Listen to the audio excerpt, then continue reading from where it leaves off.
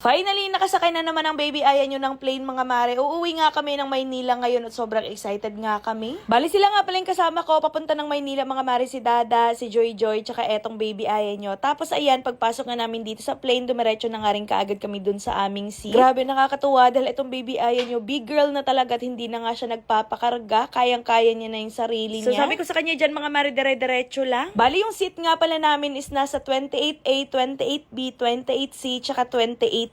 Apat kami, tapos ang baby Aya nyo, may sarili na din siyang seat. Hindi kagaya dati mga mare na karga-karga ko lang siya. Kaya sobrang naninibago ako dito kay baby Aya nyo dahil talaga namang hindi na siya baby, dalaga na siya. At dahil first time nga lang din pala ng kapatid ni Dada sumakay ng plane mga mare, dito nga namin siya pinaupo sa may window seat banda. Uy, aminin nyo, lahat ng mga first timer gustong gusto talaga sumakay dun sa may window seat banda. Anyways, ayan, tinemo na nga rin pala kaagad sa amin eto mga kailangan gawin mga mare every time may mga emergency. Sobrang excited din talaga ako umuwi ng Maynila mga mare. Ilang buwan din talaga ako hindi nakabalik doon, kaya sobrang excited nga namin. May mga nagtatanong nga rin pala kung meron ng buyer sa aming bahay mga mare. Bali wala pa naman, though may mga potential buyer pero hindi ko pa talaga maasikaso dahil nga malayo ako. O ngayon nyo ako i-chat ng todo mga mare dahil andito na nga ako sa Maynila. Actually marami na rin talaga mga buyer na gustong makita yung bahay mga mare, kaso yun nga ang problema, andito ako sa probinsya. Mas okay na rin talaga na ako yung makipag-negotiate. Anyways, at dahil medyo nagutom nga kami sa biyahe mga mare, ayan, umorder na nga lang din pala kami ni Joy Joy netong cup noodles. Tapos etong si Aya pinakain ko na din. Habang kumakain nga kami dito mga mare, etong si Dada tulog na tulog naman. Kaya kami na lang yung kumain at hindi ko na nga lang din siya ginising dahil puyat nga ito. So yun, lagi ko naman talagang order etong Shin Cup mga mare every time na bumabiyahe ako. Naloka nga ako mga mare dahil akala ko kung ano yung nasa ilong ko, yun pala pimple. Tingnan nyo naman talagang nag-iisa yan. Kaya pala medyo mahapdi-hapdi mga mare, yun pala meron akong pimple dito sa baba ng ilong. Pero sige lang, laban lang, go lang, push lang. Akala ko anong una ko langot lang, yun pala pimple talaga. Anyways, maya-maya nga lang din, nagising na nga rin pala si Dada mga mare at etong baby Aya nyo, pupunta na nga rin kaagad dito sa daddy niya at nagpapalambe. Kahit anong kuha ko nga dito kay Aya mga mare, ayaw niya talaga, gusto niya lang sa daddy niya. Kinukuha ko na kasi siya dyan mga mare, gawa ng maya-maya lang din is maglalanding na nga kami, kaso itong baby Aya nyo, abay, napakatigas ng ulo. Ewan ko ba kanino nagmana itong katigasan ng ulo niya, parang feeling ko sa akin.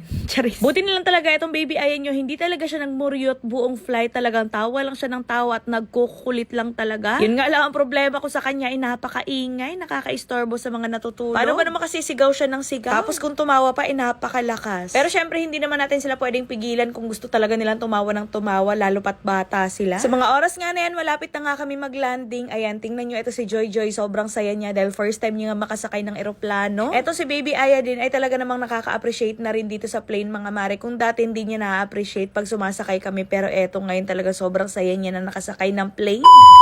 Oops, wag nyo na muna escape itong video na to dahil sa video nga na to, tuturuan ko kayo kung paano manalo at maglaro dito sa May Apaldo. So dito sa May Apaldo guys, napakaraming yung nga palang games na pwedeng pagpilian.